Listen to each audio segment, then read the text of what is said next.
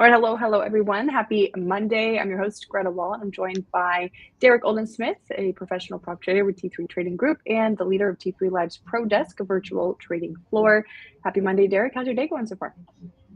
Happy Monday. My day is going great. If the market were to close right now, I think that today would be the highest P&L I've ever had in a single trading session. So Wow. So far, so good. But I still So got far, three and a so half. good. I still have 3.5 hours to go negative. So You still have 3.5 hours to make more. that's think about it positively. That could happen also. All right, quickly, let's take a look. These are the current positions Derrick is holding as of 12:29 p.m. Eastern time. As I mentioned, he is a professional prop trader with T3 Trading Group. So it's a disclosure purposes as we discuss different names. Here is what he is currently trading. Derrick, our topic for the day, among many other topics, but I want to break down what's happened with Tesla with you today. Obviously, we were waiting for Tesla to hit 400, and then it did this morning. I think the high of the day was 404.89 or right around there. And then kind of has fallen off a cliff since then, and we're down in like the 380s since hitting that 400 mark. What do you think about the move to 400 and giving it up this morning for Tesla? Yeah, I shorted Tesla today. I'm out of the position now. I made a few dollars in it. Let me get my screen share going here real quick. Yeah. Let's just dive right into that. So Tesla on Friday had a huge move into the close, and that big move into the close may have had something to do with the S&P rebalances that were happening. We had big S&P rebalances on Friday, and you could just see here on my 5-minute chart in the last hour of the day, Tesla ripped from 378 to a close at 389. So big move in a pretty short period of time, and then continued to trade even higher after hours, then gapped up this morning. Popping back over to the daily chart, there was a beautiful breakout here at 360. It was the area between 360 and 360.150. And it's a great technical chart pattern into that breakout. You have a beautiful bullish ascending wedge into it. It really tightens out at the end of that pattern. The ADMA is totally caught up to the price action. That's all the things that I like to see to prepare for a breakout. And then I guess that was on Thursday of last week. We had actually called for, in the morning, it was on my list of trade ideas for the day, a breakout buy through that 360. And it was great. You could have bought a little bit above 360. You probably didn't want to chase too much. But if you bought 360 specifically, you could have been involved in the Tesla breakout for 50 cents risk versus the opening low, which that's an incredibly small amount of risk for Tesla and how Tesla trades.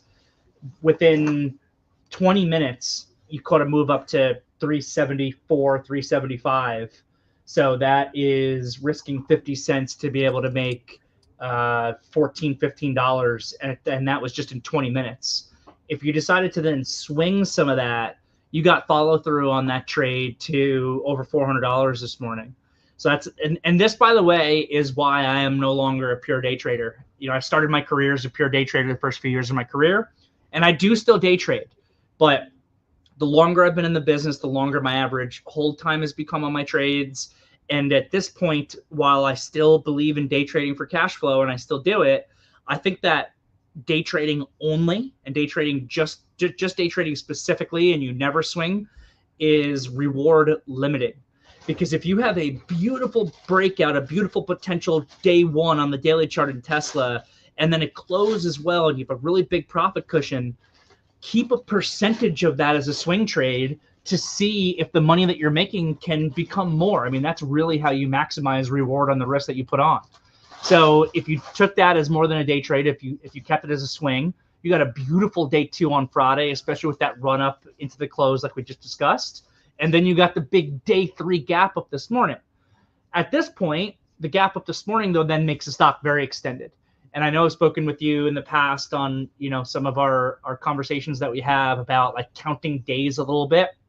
You know, day one breakout, great. You want to be involved in the breakout.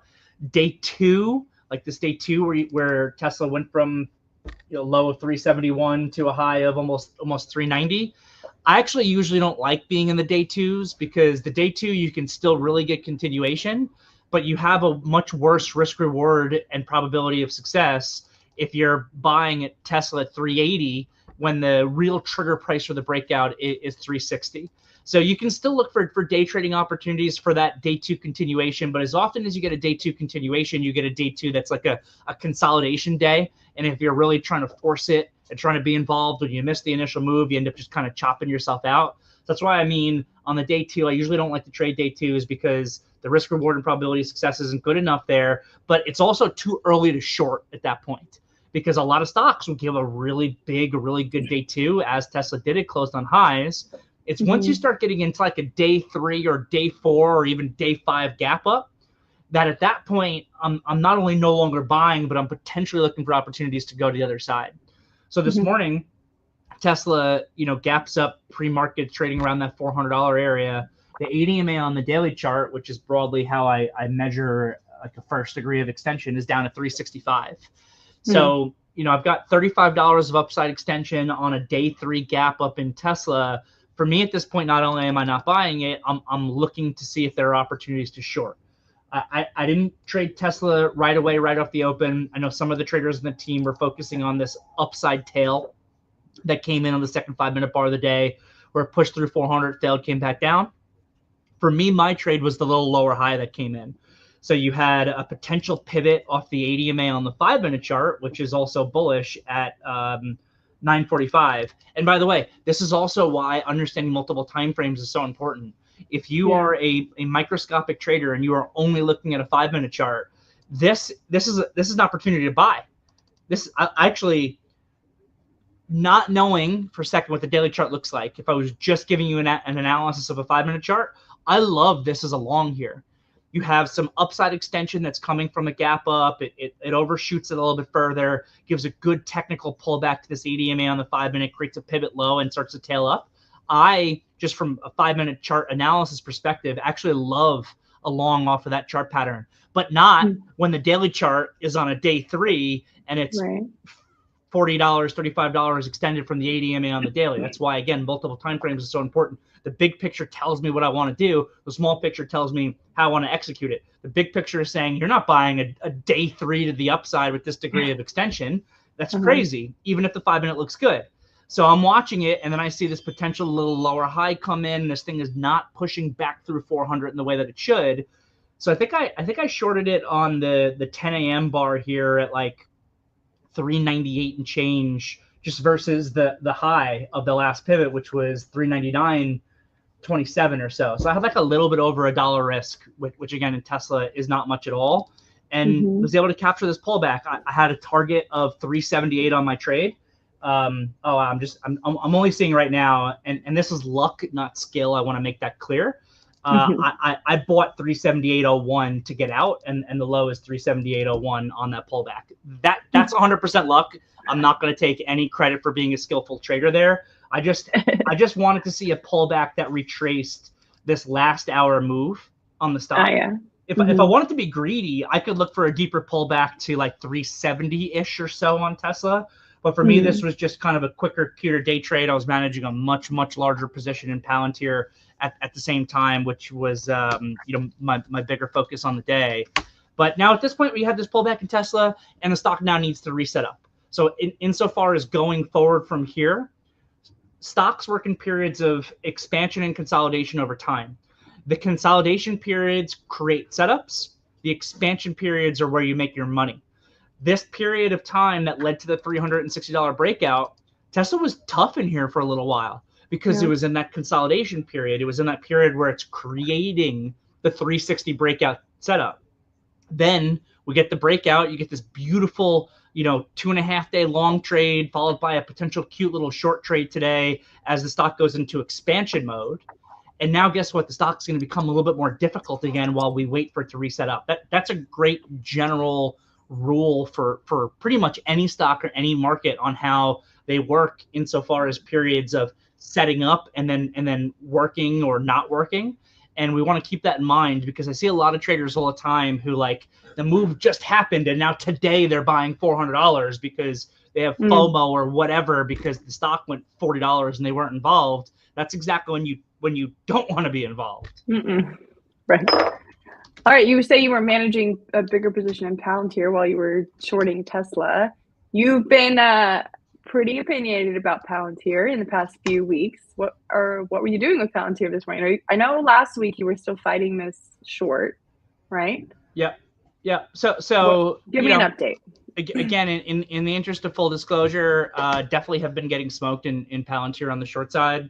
Luckily, outside of Palantir, I've been a super bull on this market. So I've been like long everywhere that I can get my hands on for like a month now. So those longs have been helping to offset, some of these losses I've had from battling Palantir. Palantir, somewhat similar to Tesla, really actually broke out to the upside last week. And we're seeing that, and this is why this has been such a great trading environment overall. We're in an environment right now where realized volatility in the S&P has been extremely low.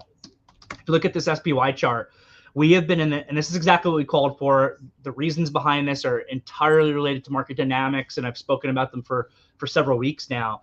We've been in this environment where the SPY has been in this upside grind where we can't seem to get a close up or down by more than 0.5%. But what ends up happening is that compression of realized vol in the S&P has created a lot of dispersion in individual equities and to some degree in other indexes with the NASDAQ and the Russell. So with the SPYs doing nothing, if let's say Nvidia decides to be up 3% today, that means that whatever that weighting is and that effect that it has on the S&P and Nvidia being such a big company, if it's just up 3%, you have to have all these other companies that are going to be negative on the day so that the S&P can still be pretty much flat while Nvidia creates that move. So the SPYs have been doing nothing, but there's just been a tremendous amount of action under the surface, which has created just a lot of overall trading opportunity.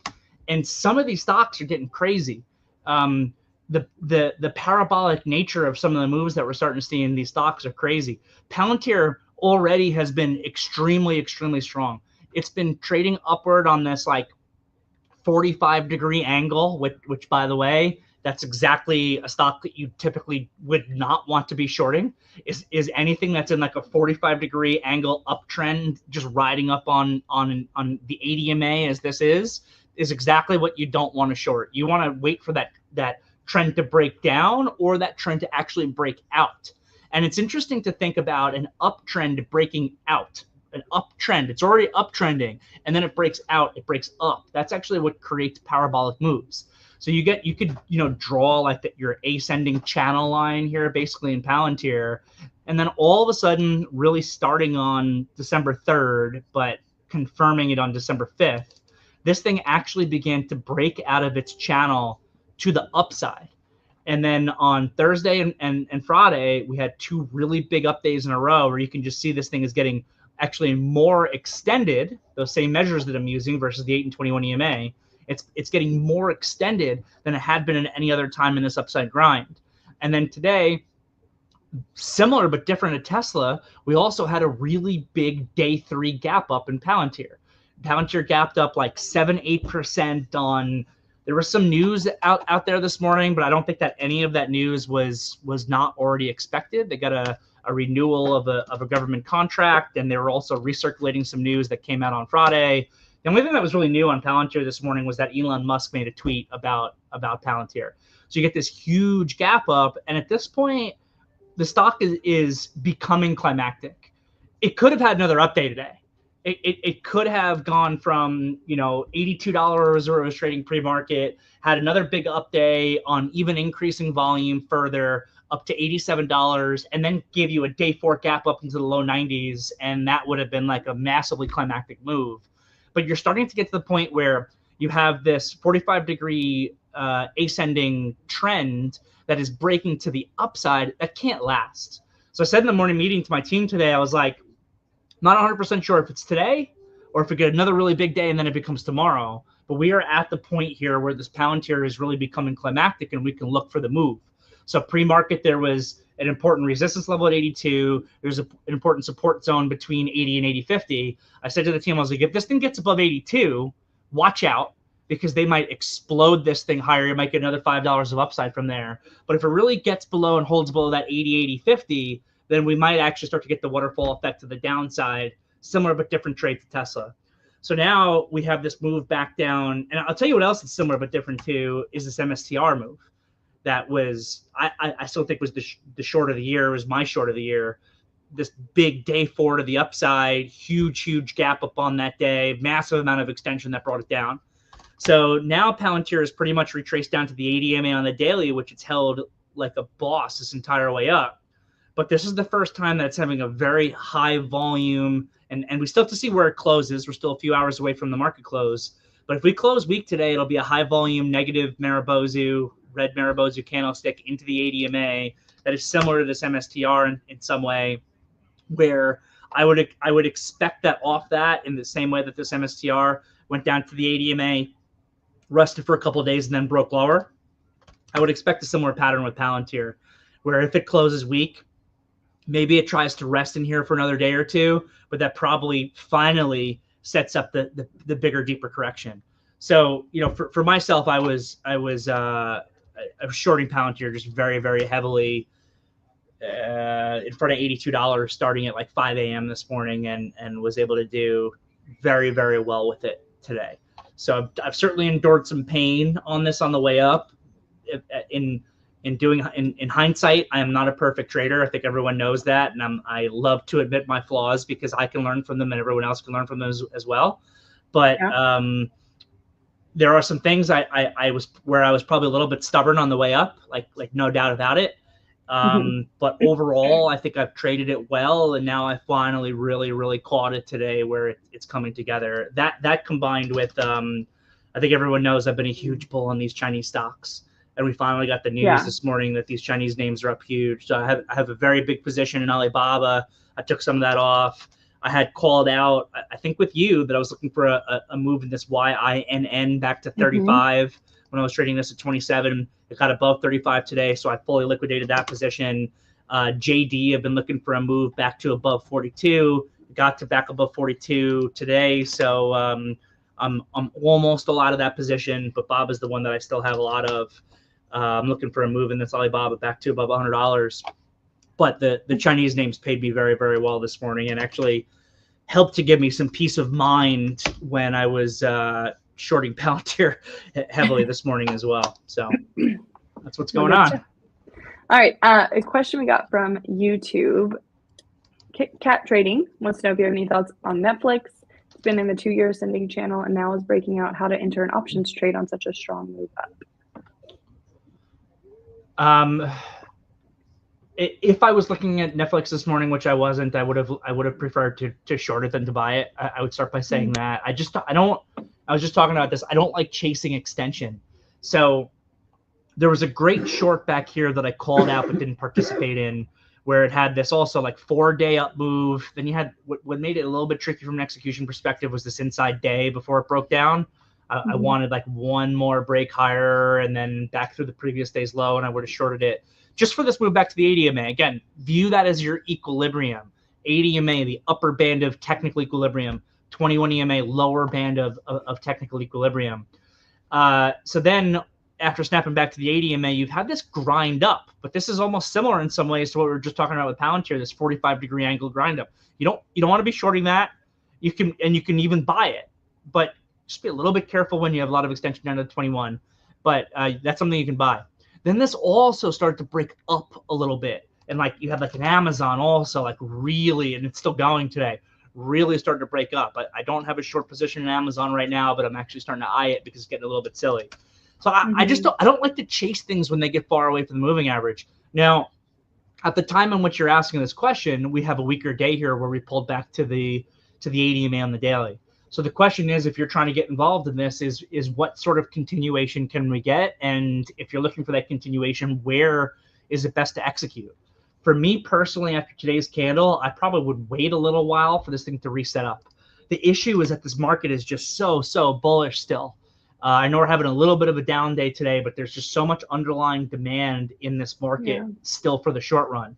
So I think if you're looking at getting involved in Netflix on a bigger picture trade, you want to wait for a little bit better of a technical pattern to build out, some sort of bull flag or technical setup to come in, let this 21 EMA catch up a little bit more.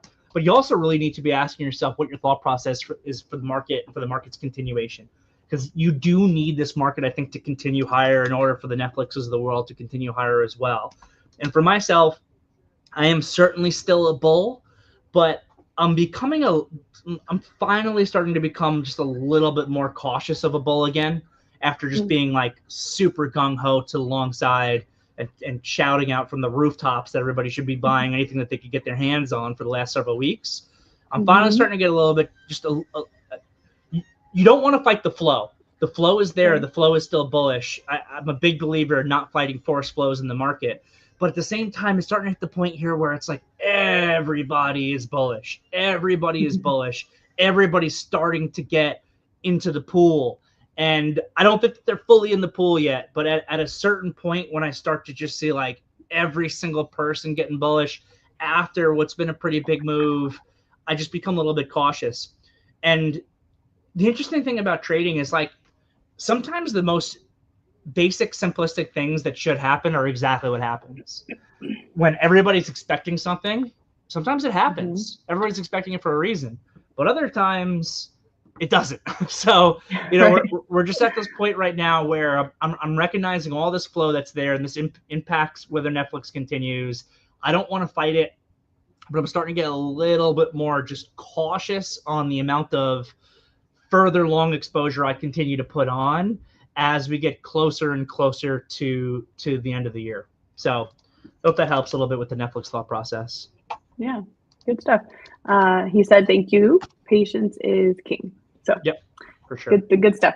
Another question from YouTube is, what about year-end tax selling? Sure. So year-end tax selling is definitely something to consider. We know that overall this market is really bullish and there's a lot of forced funds, like I was just saying. But you will have individual stocks that have maybe been weak throughout the year and might be subject to tax loss harvesting.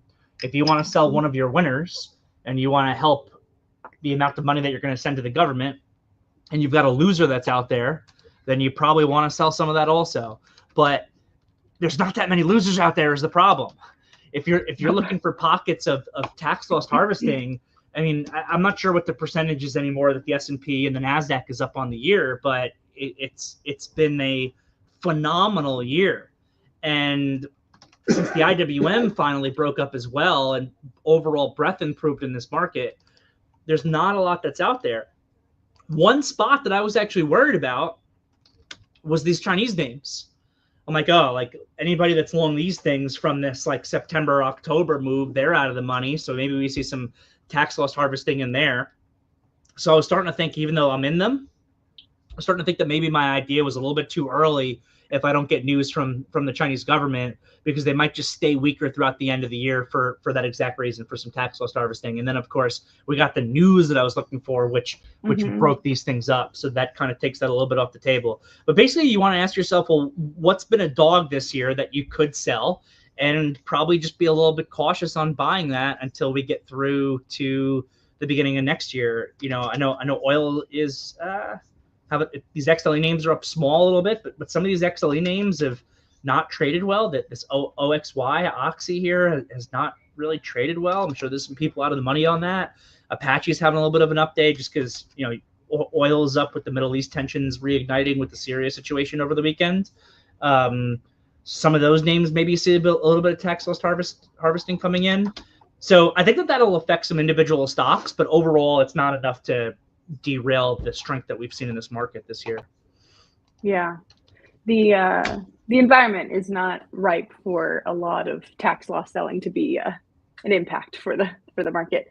Speaking about the Chinese government and stocks, Nvidia down today because now China's investigating them for an anti-monopoly investigation, I think. Right? Yeah, something like that. Yep. Regulators in China. I think that news is pretty meaningless, to be totally honest. Do you think that's like a long-term news, and it's just like, you know, it's hitting of the stock for the day and maybe setting things up for a buy opportunity? It's just positioning. The biggest issue right now with Nvidia is that the U.S. government is not allowing them to sell some of their top products to China. Right. That's the biggest issue. That's what China needs more than anything. I'm sure if the Chinese government could reach an agreement with the U.S. government that says, hey, we won't investigate you for being a monopoly or whatever if you give us some of your best chips, that's a deal that China will take all day. Yeah. I think it's a non-event. I think it's just a headline. I think it's just positioning, political wrangling, positioning between governments as we have a new administration that's going to be stepping in soon. All right. This is a good question. Kickout Trading asked how do you enter a single leg option? The Tesla short today, would you enter a put while the price is on the rise with a hint of a lack of momentum, or would you wait a bit more for the actual turn? So I can answer that question while telling you at the same time that I don't really trade a ton of options. So yeah, I'm primarily an equity trader. I was shorting stock. I wasn't buying puts. I was shorting stock. I am a professional prop trader. It's very different than being a retail trader. Most people I know who are trading options, I want to retract that statement. I'm not going to say most people I know, but a lot of people that I know or that I speak to who trade options in a retail account, their primary reason why they trade options is because of the natural leverage that's inherent in the options contract. So instead of having to buy or short sell a $400 stock that's going to eat up a ton of your cash capital, or even if you're on a margin account, you get 2x overnight and 4x intraday plus a whole ton of haircuts that come from your clearing firm. It's just a really expensive stock. So for a person in a retail account, it makes more sense to buy a put than buy the stock itself. For myself, I would rather buy or short the stock because I don't want to deal with data decay. I don't want to deal with the time decay on the options position. I'm a professional prop trader. The T3, who I trade for, gives me all the capital access I could ever want. So, most of the time, and if anybody who's a listener is interested in learning more about prop, most of the time for like a new equity or equity options trader with T3, we would start by giving you buying power at 20 times the amount of capital that you fund your account with for day trading and 8 times the amount of capital for an overnight position. So if you put $100,000, just using a random number, into a prop account with T3, would give you $2 million in buying power to trade with intraday and $800,000 in terms of overnight capital usage. So why would I buy a put and deal with decay when I could just short the stock outright? So I do very little options trading insofar as just straight up buying and selling of options contracts. I don't do a ton of just buying puts and buying calls. What I tend to do on the option side is the area that I am most profitable in on options, and it's the area that makes most sense for me, is just selling puts. I just sell puts. If I think that there's going to be a floor at a support level, I just sell out of the money puts below that, and I collect the premium if I'm right. And I try to make it so that I'm doing it in stocks where I'm also willing to take the stock if I'm wrong on the trade and it trades to the support level or the level where my contract was striked at. I'll just take the stock. So again, that answers the question. I don't really trade options directly for that. But really the question was about entering the position. So whether you were buying puts or whether you were shorting the equity outright, it's the same thing. So it's just a technical trade here. So the stock puts in a lower high on the 955 bar. It begins to retrace a little bit. The question here on the 10 a.m. bar is this a lower high that leads to a lower low that breaks this low? Or is this just time correcting a little bit more? The 80 MA on the 5 catches up further. You get another little higher low. So then it's becoming more like a wedge pattern, a bull wedge pattern. That bull wedge pattern that breaks to the upside and you get above $400. That's the question that you're asking yourself. How do you know if you're right or wrong? Because that's how you manage risk. You know you're wrong if this high breaks.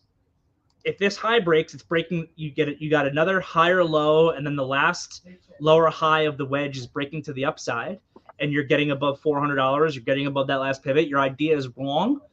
then you could stop yourself out and reassess the trade. So I'm putting this trade on, betting that the bull wedge that's building out on the 5-minute fails. Why am I doing that? Because of the daily chart extension that we already described. So technically this is a bullish pattern, but a bullish pattern has a much lower probability of success within the confines of daily chart upside extension. That's the importance of time frames. So for me, the trade is very simple. I'm executing it on the 10 a.m. bar versus the high of the last bar, because if that last bar breaks, I know my idea is wrong, and I know that I'm right. I'm booking some profit even before this pivot low just to get my risk covered and things like that. But I really know that I'm right if a new low comes in. If a new low comes in, I'm looking for at least a gap fill on this trade. If not, like I said, a full retracement of the 3 to 4 p.m. move that occurred in the stock. So I hope that helps our listener. Yeah, he said, understood, that's fair. Thanks. So awesome. Good stuff. You know, I was going to ask you about some other things, but I think we've had a really good talk about all of this. So other stuff, whatever. Awesome. I mean, we have CPI to, like Wednesday, but like, does the market really care? CPI in December?